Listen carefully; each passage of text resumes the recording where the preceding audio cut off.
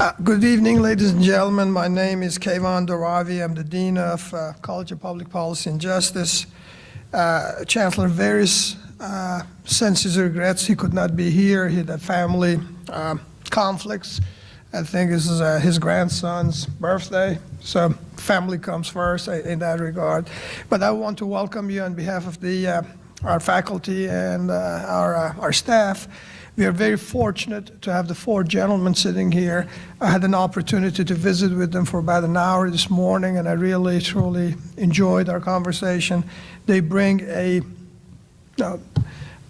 tremendous amount of experience. They bring a tremendous amount of knowledge to share with you. This is this is the Eisenhower Lecture Series, and it's an outreach program by the U.S. Army to bring the military closer to the public, to provide a venue for public to have a conversation with military and ask questions and get the answers firsthand and know more about the military. I know that, again, I was enlightened. I was very much educated after conversations I had with them, and I know that you will enjoy that conversation. The order that we go forward is I will ask Colonel McCracken to follow to the podium and to sort of moderate the conversation and the panel and introduce our distinguished guest. Thank you, sir. Hi, my name is Harold McCracken. I'm a faculty instructor at the U.S. Army War College in Carlisle, Pennsylvania. I've been there for about a year now. I was a student in the Army War College back in 2009, so this is my second time in Carlisle. And I want to say thank you for having us here. It is important for us to come out and see the people that we serve. And it's important, I think, for you as well to see that we're just like you. We may wear a different uniform, but we are just like you, and we serve you. And so I think this is a great opportunity for you to see us sort of in our natural habitat, at least wearing our uniforms, and to have an opportunity to talk to us about issues that concern you. These are all students in the Army War College. The Army War College is a one-year program. It grants a Master's of Science in Strategic Studies. So all of these individuals are in that program. The Army War College educates about 350 students from around the world, not only members of the Department of Defense and other federal agencies, but also we have about 80 international fellows in the Army War College program from countries around the world. And we use that as an opportunity for the War College to reach other militaries around the world. And we have seen this as a positive engagement opportunity. Other countries get to learn about the way we do things in the United States military, and we get to learn about the way other countries do things in their military. So we look at it as a very important cultural exchange. This is also another cultural exchange, another opportunity for us to have dialogue with members of your community. So each one of these students, they're all volunteers.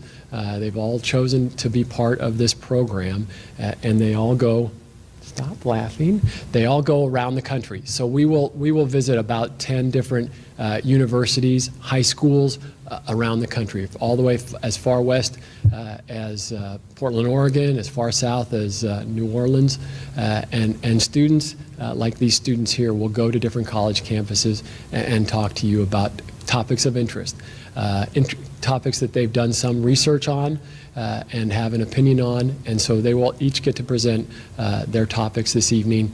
But we feel that the real dialogue comes after we give our sort of topic presentations in the question and answers session. So I would encourage you, if you have any burning questions for any of us, please feel free to ask them at any time during the dialogue. So I'm going to introduce Matt Strub. He's an Army aviator. Matt's the odd man out in this group today because on this side we have two Army lawyers, and I'm an Army lawyer. So you know the old joke, when you have three lawyers in a room, you're going to get four opinions. So be prepared when you ask a question of one of us. We'll give you a bunch of different opinions. So I'm going to let each one of my students introduce themselves, give you a little bit about their background, and then afterwards, as I said, we'll have a question and answer session. Okay? So Matt. Thank you, Colonel McCracken, and thank you for hosting us here today. This is a fantastic opportunity to have this dialogue. Like you said, I'm Lieutenant Colonel Matt Strubb. I am an Army aviation officer from Wisconsin National Guard. So not only am I the only not lawyer, I'm the only one that's not an active duty Army officer. I started out as an enlisted soldier fixing helicopters, then went to college, got my commission, went to flight school just south of here in Mobile, or not Mobile, but between Ozark and Enterprise, Alabama. Spent a year down there, and then went back to Wisconsin, spent the next 11 years as a state trooper in Wisconsin and a part-time soldier, and then switched to a full-time National Guard role 11 years ago, and now I've been doing the aviation officer role in the state of Wisconsin full-time. So I've got a different perspective than my colleagues here on a number of things, and what I'm going to talk about today is a little bit about defense support to civil authorities, how we do disaster response here in the United States, and then a little bit about cybersecurity and how we do cyber defense. So to start out, just if you think about natural and man-made disasters, they happen everywhere. I did a little bit of research, quickly found out that just since 1950 to today, there's 71 tornadoes within 50 miles of this location. That's significant. It killed 17 people and hundreds injured. You guys probably remember 2011 was the most disastrous tornado season Alabama ever had. And just in that one year, there were 62 tornadoes in the state of Alabama. So disaster response is close to home here. A little farther away, both in time and distance, 2005, I was a helicopter pilot from Wisconsin Guard and responded to New Orleans as a result of Hurricane Katrina. And we were hoisting people off of rooftops after their homes were flooded to get them out of that disaster. It was, and to this day still is, the most rewarding thing I've ever done in the military, but it was also the most frustrating thing I've done in the military, and it was because back in 2005, we didn't have the mechanisms in place that we do today, and as a result of Katrina and 9/11, that we have put in place to be prepared for disaster response. And I'll talk a little bit about that. So defense supports civil authorities. So that's when military supports the local government. It is always the smallest and local government's role and responsibility to resolve a situation. If you have a car crash, the locals respond to it, deal with it, it's done. As disasters happen, when the resources of a local entity, a local civil authority can't handle it, it's outside their capabilities, they look to the state. When it's outside the state's capabilities, they look to the federal government. And in that role, the military will come in as an agent of the state, as part of the National Guard, and they will also come in as an agent of the federal government as an active duty military force. And when the National Guard or active duty military comes in to assist with civil authority, that's where we're talking defense support civil authority. There are certain things that the National Guard can do, and the biggest difference is that National Guard, when they're working for the governor, responding to a situation within the state, can directly support law enforcement in a law enforcement role, where active duty military cannot do that. There are very few situations where they can. If you think back in the civil rights era in the 60s, the president used the Insurrection Act to allow desegregation of schools. So they federalized the National Guard soldiers that were here in Alabama to allow desegregation. So that's when federal law enforcement can, in very rare circumstances, work in a law enforcement role. But in normal circumstances, the National Guard can help in their authority under the governor, but federal forces cannot. So what other things does the military do in defense support? We have the Super Bowl or large sporting events. There are National Guard forces, there are active duty forces in the backgrounds preparing for possibility of a disaster or helping with just control large amounts of people So there are National Guard forces doing that. We just spent a week up in New York City, and there are actually New York National Guard soldiers in Grand Central Station helping with security at Grand Central Station all the time. They're doing that 24/7, and that is part of the National Guard's role when the local law enforcement doesn't have the resources to provide the security. Military can step in and help. So I talked a little bit, or I said I'm going to talk a little bit about cybersecurity and cyber defense. So that is also an area where the military can assist in both civil authority and industry. Back in 2009, the military stood up Cyber Command. And if you think about it, that's not that long ago. And the advancement of technology is unbelievably fast. And both the military, the Defense Department, and industry are trying to keep up with the technology. Just in 2015, the Office of Personnel Management, the Department of Defense personnel system was hacked into, and millions of records, mine, most of the panel up here, were stolen, and as were all of the people we put on our background investigations. It's a huge security risk to our country, and so we've added resources, put in place defensive measures to protect our infrastructure, our IT infrastructure. And in the last few months, the Defense Secretary went out to California to work with Silicon Valley and build a partnership between industry and the military to help industry protect their resources, because at times when industry is responsible for, say, a power plant or the infrastructure that we use to power our buildings, they're responsible for their security. But we want to help them maintain that security so that we don't have a disaster. So we're building a partnership as well as sharing information so that they can help us protect our infrastructure and we can help them protect their infrastructure. But that's a partnership that is going to continue to grow as we go forward. And it's definitely something where if we don't work together, technology is going to move faster than any of us can keep up. So we're helping each other out. So just to wrap up, I just want to leave you with the feeling that, or the idea of how we respond to natural disasters, and that is that it's always the local civil authority that has control. And when the resources are exceeded, then the next level comes in to assist but not take over. If you think about FEMA, it's a coordinating agency. Has resources, it coordinates resources, it brings people together.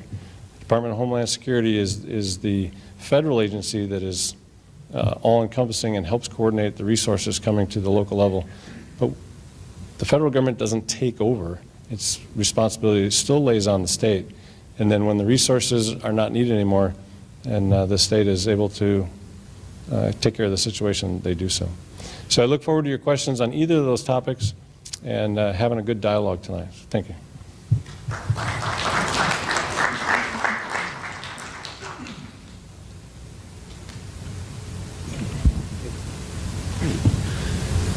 Well, good evening. I'm Colonel Mike Moreau, and as Colonel McCracken said, I'm an attorney for the Army. I started out in the Army a couple of decades ago as an infantry officer, one of those young folks that just runs around in the woods with his rifle. And after about 7 years of doing that, I decided that that was going to be difficult enough on the body that I probably should look for something a little bit more relaxed to do. So I got out of the Army, went to law school, got my law degree, and then worked for a large international law firm for a couple of years in the civilian world. Decided I didn't like that a lot, and I missed the Army greatly. So I came back into the Army as an attorney for the Army, where I've been advising military commanders for about the last 16 or 17 years on all aspects of the military and what it does. But what I want to talk to you tonight about is the law of war, when it's okay to go to war. Now, most people go by the old adage that all is fair in love and war. And most of you, through your personal lives, would probably understand that that's not true. Not everything is fair in love, and certainly not everything is fair in war. Now, for most of our careers up to this point, what lawyers have studied is the law as it relates to what we're allowed to do inside a war once a war starts. We talk about that as the law at the tactical and operational level of the military, because that's the level soldiers are responsible for. Soldiers are responsible for what goes on within a war and how we do that. And that was important to us up until, well, it's still important to us, but it was our primary focus up to this point because that's where we worked. Now, the point of the War College, where we're at now, is to develop us into strategic leaders for our government, senior military leaders, where we're supposed to be advising the senior folks who make policy and strategy. And so my focus this year has turned to the idea of when is it okay to go to war? Because the law of war is divided up into a couple different ways. There's a law in it, and there's a law of when you can use it, when you can go to war. Now, historically, the law that governed what we could do in war has been around for a long, long time. And people have been held responsible for what their conduct is in a war for a very long time as well. But for centuries, the idea of when you could go to war was basically governed by moralists, moral philosophers, who talked about when it was okay to go to war on a moral level. And it wasn't until the 20th century that we really first started to see someone try to hold folks responsible, statesmen responsible, for improperly going to war when people considered it to not be fair. The first time we ever saw a prosecution for that is the end of World War II. The Nuremberg tribunals and the Tokyo tribunals, not only were soldiers held responsible for their crimes in war, but there were leaders of those countries held responsible for waging what they called a war of aggression, a war that violated international standards. So today, what we've tried to do is come up with rules as to when we can go to war. And what governs that today is the United Nations Charter, the agreement that all the countries got together and signed and agreed to be a part of. And Article 2 of the UN Charter says that no country is going to use force against another country, period. That's what it says. Now, the exceptions to it are when the Security Council says that it's the only way to get a country into compliance with other international norms is that the Security Council votes and says that it's okay to go to war against another country. Well, as you can imagine, for those of you who have studied international relations and the way the world works in the United Nations, that doesn't happen very often because somebody vetoes it. There's not a consensus on the Security Council. It's very rare for the Security Council to do that. And as you all know, we go to war a lot more than that. So what's the other exception? The other exception is Article 51 of the UN Charter says you can always defend yourself. So when somebody attacks you, you can defend yourself. There's two areas I want to talk about. One is self-defense, and the other is this concept of responsibility to protect. Now, what I'm going to tell you from the get-go as we discuss these is I don't have an answer for you. I'm just going to talk to you about concerns and questions, concerns that maybe you should have as well. As Nick points out when he talks about this area, in our country, there's supposed to be a dialogue between Congress and the President and certainly with the public because, as Colonel McCracken said, we're your servants. We do what you want us to. So there should be some discussion about whether we're going to war rightly or wrongly. So I want to discuss those issues so you can think about those. So let's talk about self-defense. Self-defense is, can I go to war when somebody attacks me? Well, of course you can. But a lot of wars have been fought before you were attacked. So can you attack somebody before they attack you in a manner of self-defense? And historically, the answer always was yes. But the idea was that you could only do it when the threat against your country was immediate, overwhelming, and there was no time for you to try to figure out another way to resolve the situation other than attacking first. Now, in the 1980s, in the 1980s, Israel bombed a nuclear power plant in Iraq. And their argument was it was self-defense because Iraq was going to develop a nuclear weapon that could be used against Israel. And the entire world condemned Israel for this idea, including the United States, of attacking that early. Because certainly the threat that Iraq posed to them wasn't immediate, and there might have been other means of resolving it before going to war. But as we've moved forward over the last several decades, the idea of immediacy and overwhelming odds has really flexed a lot. And some would argue even that when we went into Iraq in the second war, that our argument of self-defense there wasn't against an immediate and overwhelming threat. So the question then becomes, when is the threat appropriate to launch self-defense against? And as I said, I don't have the answer for you. It is the struggle that we have when we're advising our leaders about whether that timing is appropriate or not, at what level that threat is. And as I ask, it's something for you guys to think about as your country goes forward in these issues. The other area is something new. You notice I didn't say this idea of responsibility to protect when we talked about the United Nations Charter at the beginning. And where that comes from is the first time it was used is in Kosovo in the 1990s. So as many of you may remember, there was a genocidal massacre that went on in Rwanda. And there was a big outcry that somebody should do something about that. But the Security Council didn't say we could. And you're not defending yourself. So under what authority are you going to go in there? And a lot of people struggle with that. And we didn't go into Rwanda. So a little while later, Kosovo happens, and there's a genocide going on again. And we're signatories to the Genocide Convention that says that we're not going to tolerate genocide in the world. And there's a whole hue and outcry about the morality and that somebody has to stop it. So NATO agreed to go in and stop the genocide. Now, many countries around the world condemn NATO, condemn the United States for doing that, because the answer was that doesn't fit within the United Nations Charter, it doesn't fit within the agreements, it doesn't fit within the structure, and how do you get to do that? Now, I would say that there was probably a good moral reason for doing it.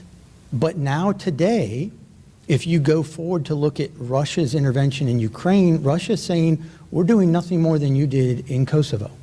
We're there to protect a Russian-speaking minority population that's being persecuted in eastern Ukraine by a despotic Western Ukrainian government. Same thing you did in Kosovo. We're there on a responsibility to protect argument. So when do you get to use that? Now, if I go back to, I believe it was 1620, Hugo Grotius, who was the father of international law, when he was speaking on this issue from a moral perspective, said, you really shouldn't intervene in the inner workings of another country unless they're doing something to their own citizens that's so atrocious that it basically shocks the conscience of everybody else, and you're going to have a general consensus that it's right for an intervention in that country to stop what's going on. And I can't tell you what level that atrocity has to be. That's something, again, that we struggle with as we go forward to advise our leaders, and something that I ask you to think about as our government goes forward in making decisions on when it's going to intervene and use war to stop atrocities against humans. With that, with those questions for you to think about, I will now turn it over to Nick for his presentation.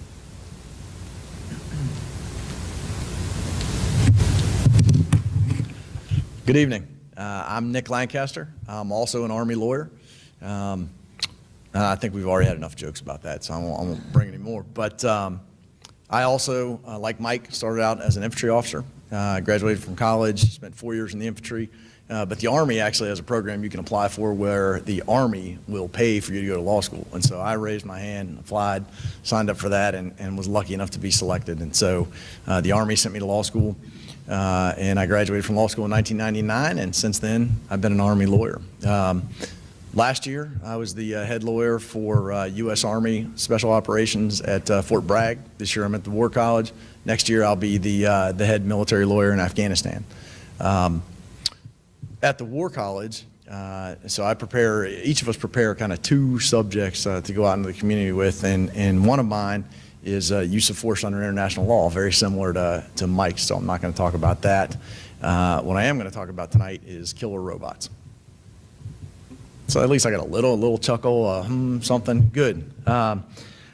You know, and I say it that way on purpose, killer robots, because the language we use is very important. The terminology that we use is very important. And so when I say killer robots, first of all, hopefully it makes you chuckle and makes you laugh a little bit, but also that sounds a little nefarious. In a similar way, you hear and see things in the news about drones, also nefarious, right? Doesn't sound like a very mild kind of thing. Well, the appropriate terms for both of those things are autonomous weapon systems, for something that you might think of as a killer robot, and remote piloted aircraft that we often refer to as drones.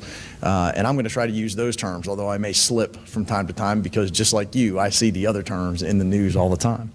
So I'm going to talk about 3 types of autonomy and how the military uses those and sees those. Then I'm going to talk about a couple of legal, moral, or ethical issues with the use of autonomous weapon systems. And then finally, I'm going to talk for a minute about remote piloted aircraft, because that's the one that seems to come up the most. And so, first of all, there are 3 kinds of autonomy. There's automatic, there's automated, and then there's fully autonomous.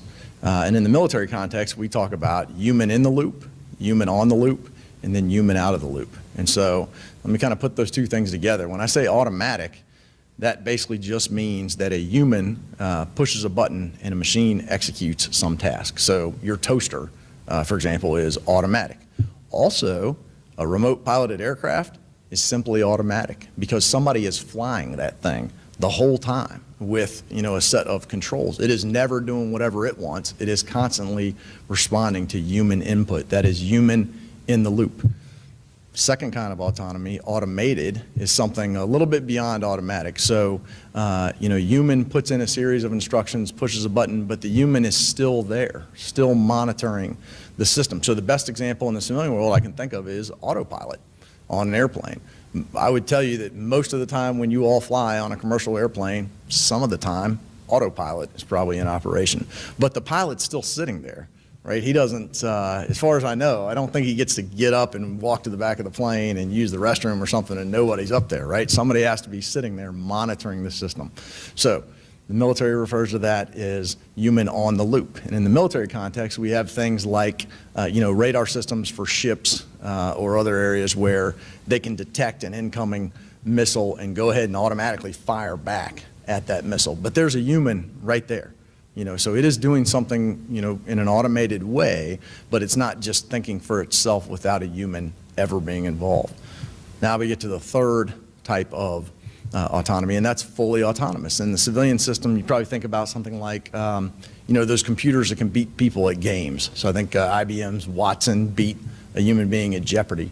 The idea is that a machine that has the ability to learn and make decisions and act for itself. Now, of course, you can say, well, there's still a human involved because some human had to write the code that created that, and I agree with you. But the idea is fully autonomous, a machine learning from its own actions and acting on its own.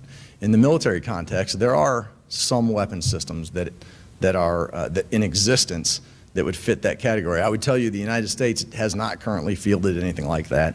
But the best example I can give you is something called an encapsulated mine. And so that's say a mine that's floating in the ocean. And when a certain kind of ship cruises by, it fires a torpedo at that ship. And that can be done with no human involvement whatsoever, right? The machine has the criteria that it's looking for and can execute that. All right, the reason the United States hasn't fielded or used weapons like that is the risk of mistakes, probably more than anything else, and the next thing I'm going to talk about, which is some of the legal, moral, and ethical issues. And so Mike mentioned law of armed conflict and the rules that have to be followed during war. A couple of those that are very important. One would be distinction. And distinction is the principle that says you can only target military people and military objects, and under most circumstances you may not target a civilian person or a civilian object. And so think about it. If you're going to have an autonomous weapon system, it has to be able to tell the difference between a military object and a civilian object. So you may be thinking to yourself, well, I mean, how hard can that be? We could program it to do the same thing that a human being does in the sense of, you know, it can look for uniforms. It can look at certain kinds of behavior and make a distinction that way. And I think maybe that's right, but let's make it a little more complicated. Part of that, another part of the law of armed conflict is you may not attack somebody that has surrendered. And so even though that person is wearing a military uniform, once they surrender, you can't shoot at them anymore. You can round them up, you can capture them, there are things you can do, but you cannot shoot at them. And so your autonomous weapon system would have to somehow have the ability to know when the other side has stopped fighting. That seems like something that might be kind of difficult, you know, to create a machine to be able to do. So those are, you know, kind of some legal issues, but morally, there's a lot of discussion as well. And a lot of that discussion comes down to the idea that is it morally right to be able to kill somebody from a great distance when you yourself are in no danger, all right? And so think about these remote piloted aircraft. The pilot may be sitting in a trailer in Nevada and the target may be in Yemen. And so there is no chance that that pilot is under any sort of physical threat whatsoever. So this is different from, you know, an artilleryman on the battlefield or a missile guy that's firing something. He may not be able to see the enemy and he may not be close enough for the enemy to shoot him with direct fire, but he's still on the battlefield. He is still in the theater of war. And so that person is still at risk. But when you're talking about the person operating a remote piloted aircraft, they're not at risk. There's no physical risk to that person. And so some would say something just doesn't seem right about that. Now, clearly in the United States, we don't have that issue. At least in the military, we don't think that that's an issue that should prevent us from using that technology. We are using that technology. But it is a legitimate issue. And even some of the other issues with, you know, I started off by saying killer robots. There's actually a website, www.killerrobots.org, I think it is. And there are various serious people, you know, not just fringe kind of group people or people you would think are crazy people that are discussing the issue of autonomous weapon systems, partly out of the fear that, you know, if you do create a machine that can kill on its own, you know, how do we keep something like that under control? And so although I am making light of it a little bit, I don't mean to suggest that that's just a crank, crazy issue. I think it is something that ought to be considered seriously. So the last thing I want to talk about in this subject is remote piloted aircraft a little bit more. And it actually crosses over some into what Matt talked about because, you know, there is tremendous potential for the use of remote piloted aircraft in other places besides the military. The military uses it primarily for intelligence gathering, for either looking or using sensors to collect information overseas. But those same aircraft can be used to look at things in the United States and are being used for that purpose, but not by the military. Right? They're being used by local authorities, civilian law enforcement. You can easily imagine a situation, you know, we have planes that go into the eye of the storm, in the hurricane to collect information. Well, wouldn't it be so much better if we could use a remote piloted aircraft and so no person has to be at risk, or even situations of search and rescue and things like that. So there was a time when the military had pretty much all of that technology, and so there was a lot of issues with, well, can the federal government do that in the United States and things of that nature? I would tell you that it's much less of an issue now because many civilian organizations possess that same technology. Now that leads to some other issues which aren't really military, but since I'm a lawyer, I'm going to mention it anyway. Privacy, right? I mean, we all think it's a great idea to use a remote piloted aircraft to go look for somebody or something, but we probably all also don't think it's such a great idea if our neighbor's flying that thing looking in our backyard at us. And so there are certainly plenty of issues there. That, of course, is not the focus here, though. My focus is on the autonomous weapon systems, and what I really want to leave you with is, more than anything else, the labeling, right? The idea that words matter and the words you use make a difference. And so if you say autonomous weapon systems, that sounds like something that we can discuss in a rational way. If you say killer robots, we're already finished, right? Because we already think there's some nefarious thing going on. Well, think about the use of the term remote piloted aircraft and drones in the same way. When you say drone, then you're already thinking maybe we're doing something wrong. And I'd argue that that's not the case. All right. I'm last, so I think now we're ready to take any question that anybody has on any subject.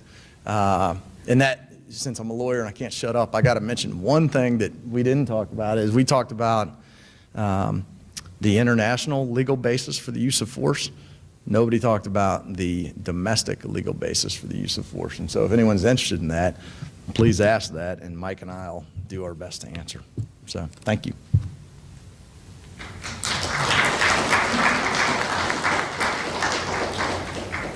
Okay, so we've got panelists, and the floor is yours. Go ahead. Regarding preemptive strikes and the justification for them, it strikes me that intelligence is a critical part of that. And accuracy, immediacy, reliability. Look back at, you used Kosovo as an example, and then Russia attacking in Ukraine. Hitler did that with the Sudetenland, and it was totally phonied up, but it justified his invasion. You compare those, if you look at, again, using the intelligence aspect of that, how accurate, what is the justification for the attack itself? Who makes the assessment, looking at the Ukraine as an example, that Russia was justified in doing what it did as opposed to having built up a phony, trumped-up argument or justification to make the attack? And who holds them accountable? Is it just the UN? And if so, will that process work? Yeah, that's a great question. I think that, as I pointed out before, the only time I've ever known of a prosecution of someone for we call it jus ad bellum. It's a Latin term for fighting an aggressive war that's not justified. The only time I know of that anybody was prosecuted for that was after World War II. Some people would call it victor's justice. We won, so we prosecuted the people that lost. But I think if you were to go back and you were to look at, the moral philosophers I mentioned that went on for a couple centuries, and the law as it was developing in the international community, most would agree that it was fairly clear that Germany had, and for that matter, Japan had violated international norms that we were all comfortable with. So who does that today? If we're talking about the jus in bello, which is the law in war, that governs what we're as soldiers allowed to do within war, one is we prosecute our own soldiers that violate that. When you see those things in the news, we end up doing that ourselves. When you look at Yugoslavia and Rwanda, the United Nations put together international tribunals that were authorized to try the people that violated those international rules and did so. There's a thing currently called the International Criminal Court out of the Rome Convention that was, I believe, when you effect in 2002, which is an international court that can try war crimes. But the United States is not a member of that. So we won't allow them to try us. Now, when you ask about a leader of a nation leading someone to an unjust war as opposed to what goes on within it, I don't know of a current court that exists to do that. And if you're a big player in the world, like the United States or Russia, from a practical aspect, I would argue there's not too many people to stop you, because there's not too many people that want to go to war with the United States Army, or for that matter, the Russian Army. I don't think most of us are willing to enter a nuclear war, or the potential for nuclear war, because we believe that Russia did something improper. So we tend to place a lot of pressure on those countries through other means. You'll see the economic sanctions that the United States puts on them, and most of the European Union puts on them, trying to put a lot of pressure on them to alter their behavior through that, through diplomatic channels, through many other things. Are they always effective? Maybe not as readily as you'd like them to be, but I think that we have seen some of those things have effect on altering some countries' behavior. Now, the question of whether they're right or wrong, I think, is different. If you did have a court that could try Russia for it, and Russia was going to use the same argument that I said for Ukraine, which is a responsibility to protect issue, and in their belief, they could justify that. I don't know if, and I think we could all differ on this, whether they would be convicted in such a case. I don't know if it's as clear a violation. I think it's very clear that the Nazi regime violated international law. Their wars of saying we need a little elbow room, we need a little room to grow, we're just going to take over countries because we want the space, is very different than saying I'm going in to protect a population. And Nick and I discuss this all the time. I'm not a big fan, and neither is Nick, of the whole moral argument for going to war. There's responsibility to protect. My problem with that is it starts us down a slippery slope of we used it in Kosovo, now they use it for another argument. Too many people can come up with moral beliefs as to why they're doing something. And I believe that's the whole reason in the 20th century we went to a more black and white system of the United Nations Charter. But it was us and NATO who first started to move away from that with going into Kosovo on this moral responsibility to protect argument that Russia is now using. And so then you have the question, who gets to determine who's morally correct in that? And I don't have the best answer for you on that.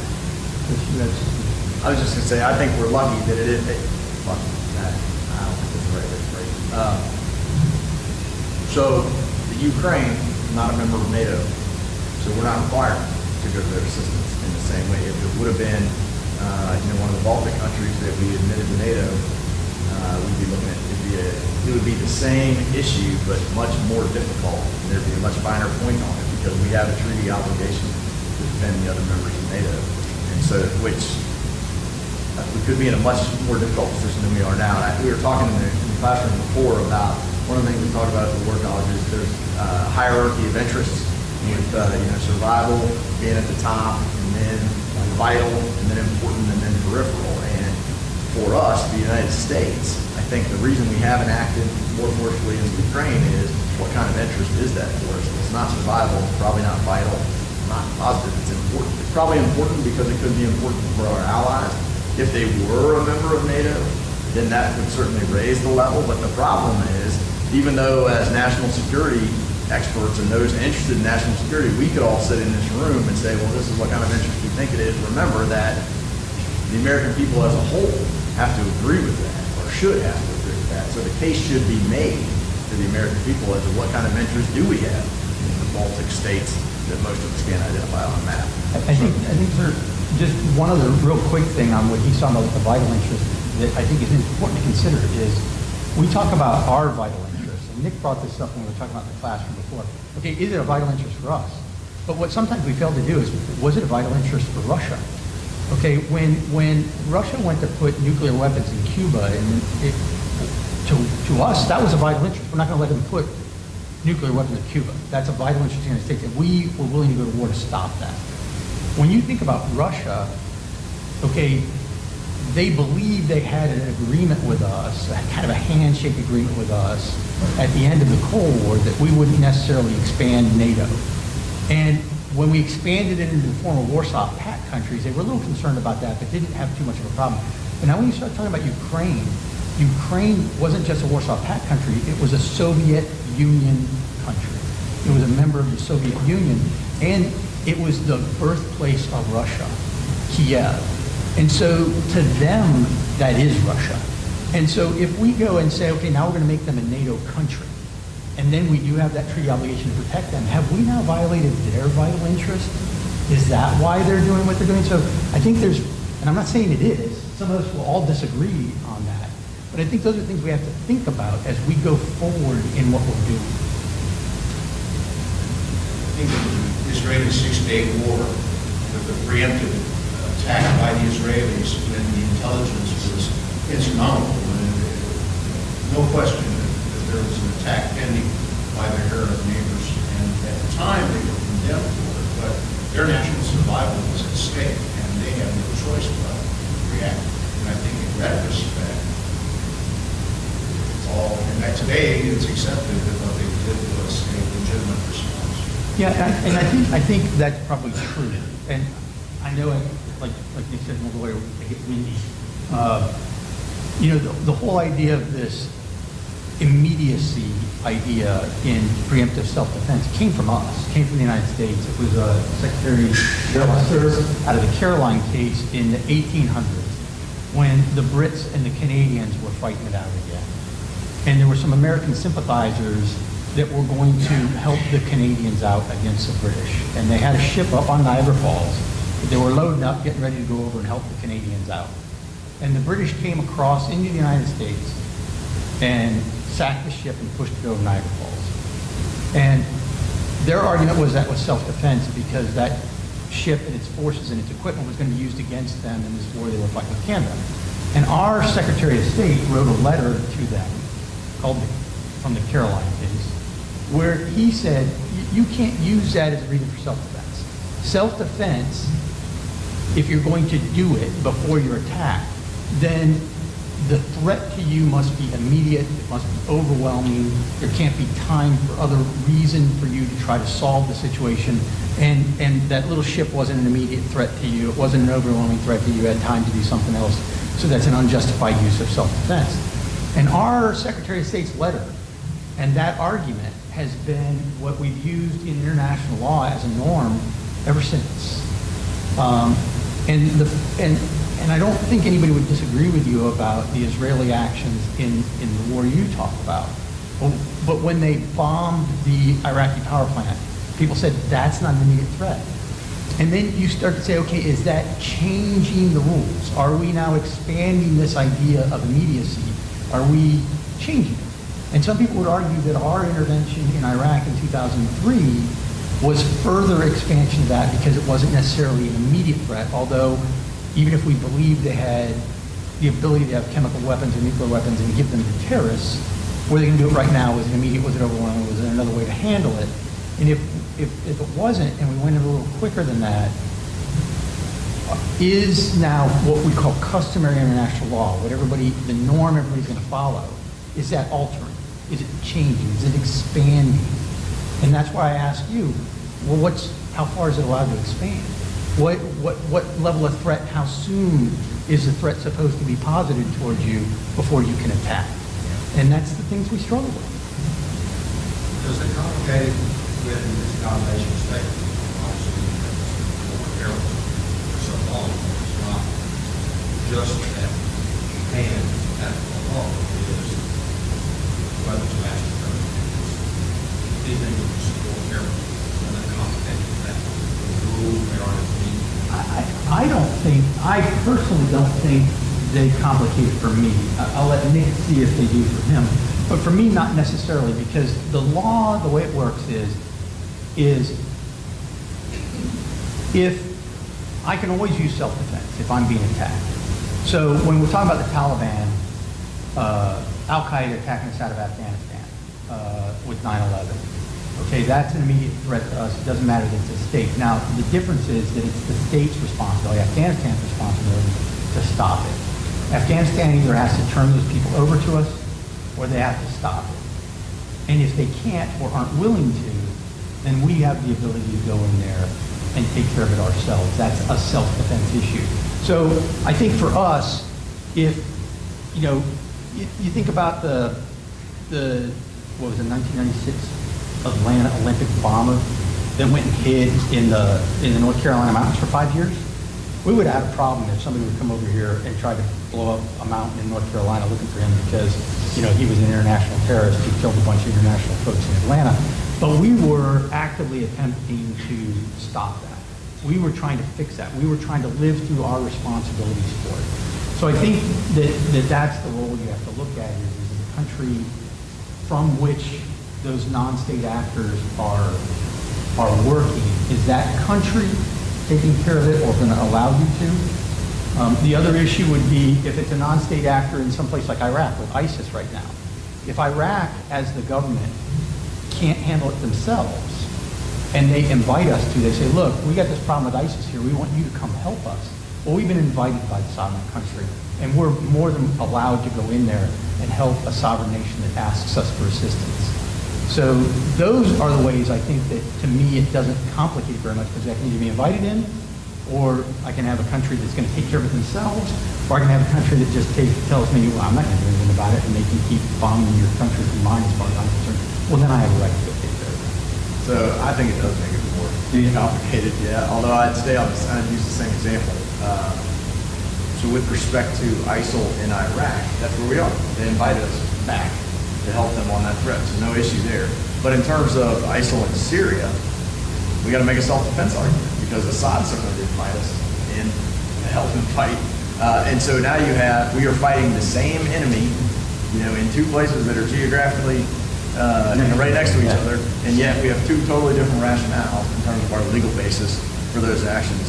So I think it does make it more complicated. Where I agree with Mike, though, is that what I don't agree with is people that say, hey, the Geneva Convention and all that was only designed for countries fighting each other, and since we're now fighting terrorists, we should just throw those rules out and use something different.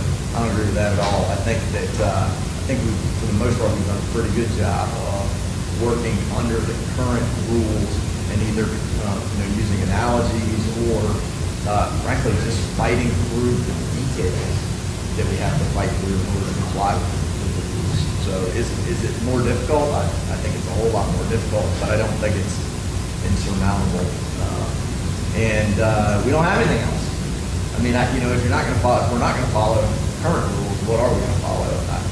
I think we got to stay the course on that.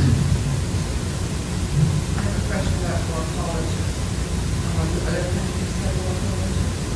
And do we send our soldiers there?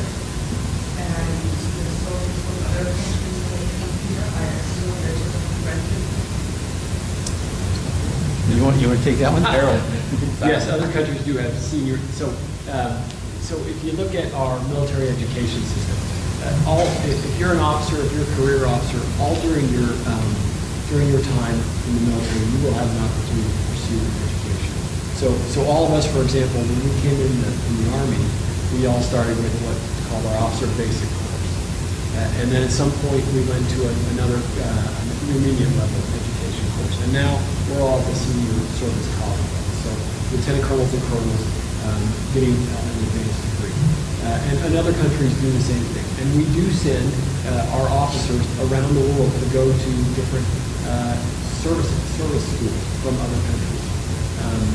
And we think that's a vital exchange opportunity.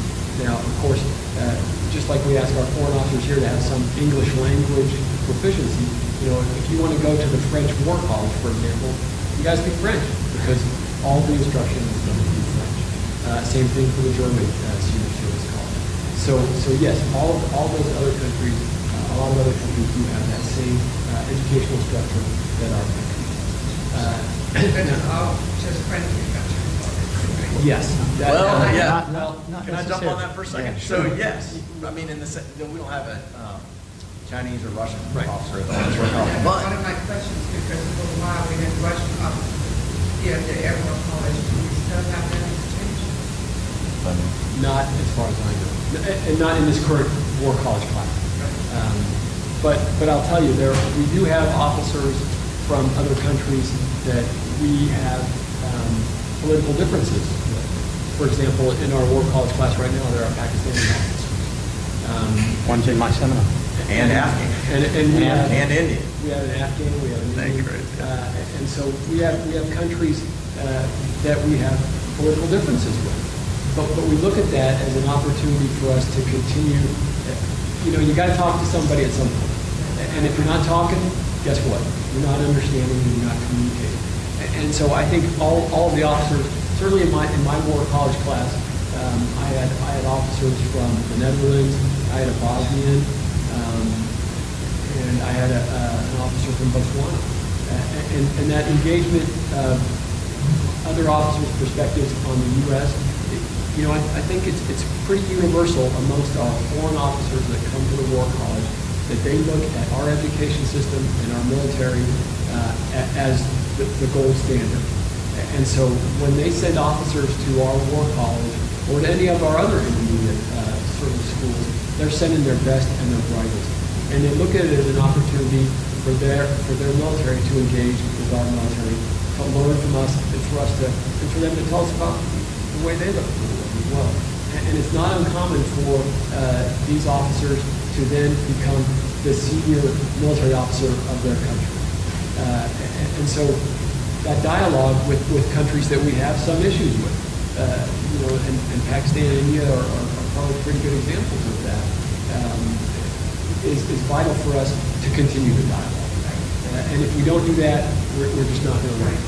Can I add to that, that I think also one thing that you find the more senior you get, the more complicated the issues get that you have to deal with, is it comes down to a lot about relationships you have with people.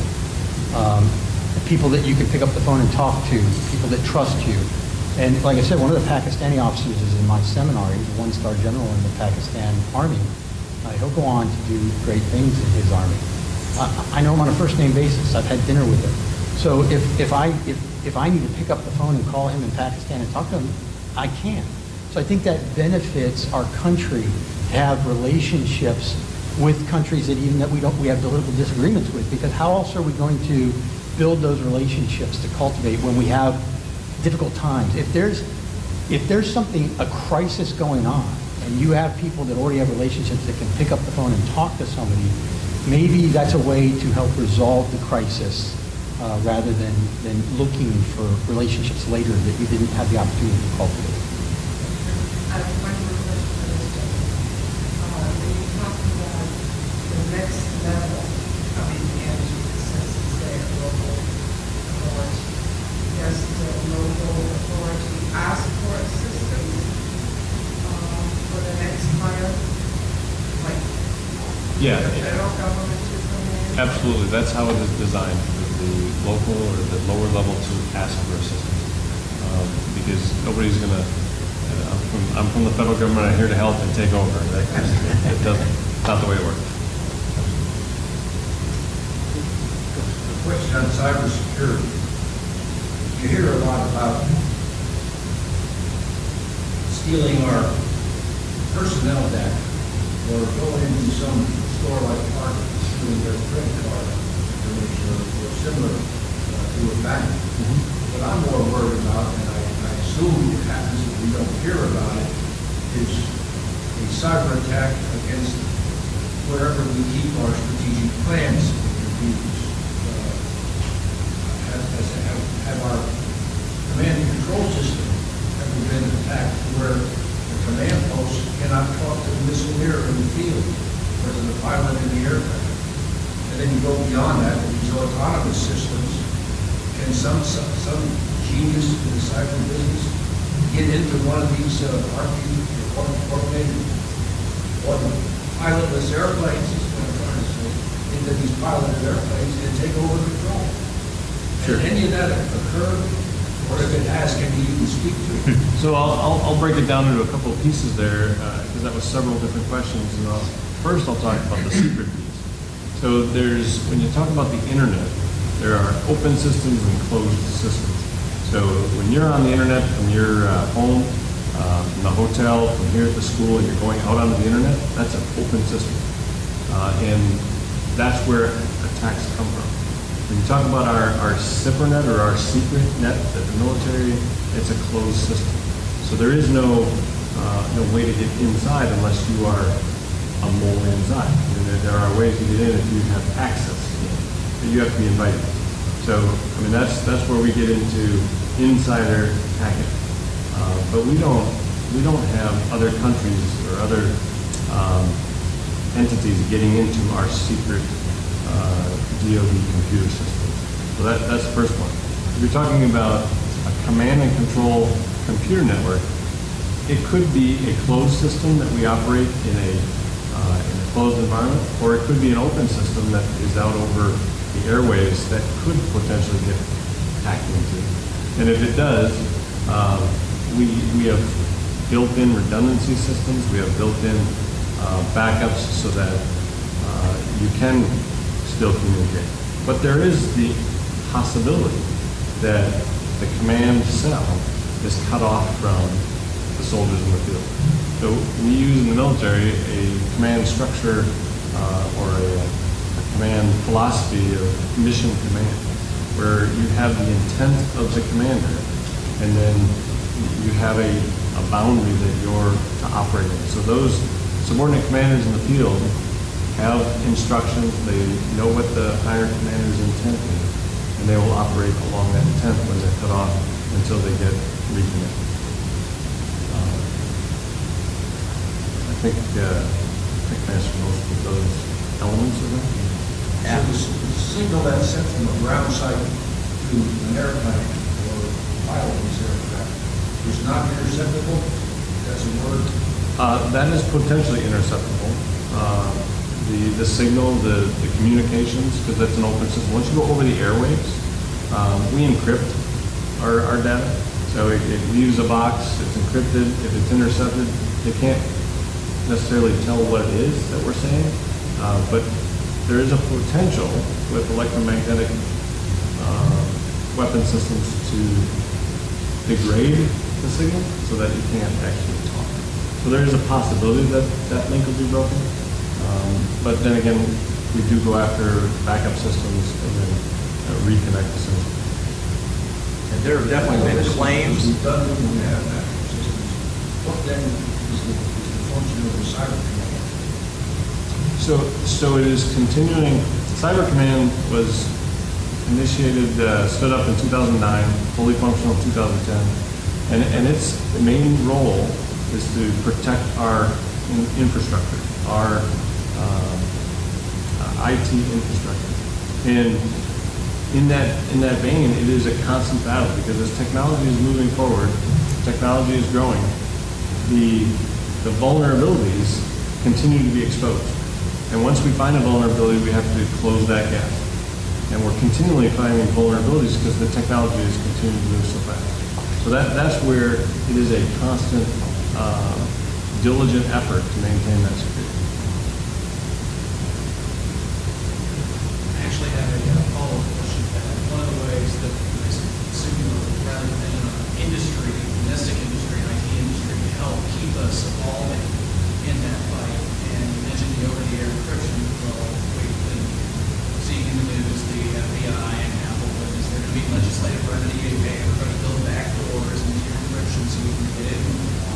Is there a concern from a military utility standpoint that if we're relying on industry evolution to help improve our encryption to make sure that connection between the ground station and the RPA can't be disrupted? And what's the risk of a domestic security desire accidentally breaking some of our domestic evolutionary capabilities to keep evolving these encryption capabilities? If you achieve that, how do we, I guess, philosophically or practically, how do we balance what domestic agencies want easy access versus what the military may need, which is make it more unbreakable. The more unbreakable you make it, the happier I am.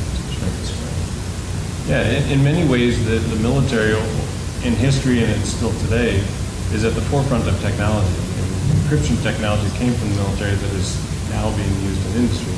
But the partnerships I talk about is that there are times when the military is way ahead of industry, and then there's times when industry has the leading edge of technology. And those partnerships is to maintain the security. So I'm not concerned that industry is going to build something that's breaks into or sneaks into what the military has for our security, for communications and whatnot. That partnership helps in a sharing effort because technology is moving so fast. And where we make strides, we can help a bank maintain their security on their infrastructure. And when they find a vulnerability in software that they use that we also use, they can share that with us. So we're talking IT professionals, security professionals on both sides of the fence, both government and industry, working together to solve those problems. That's what I mean by partnership.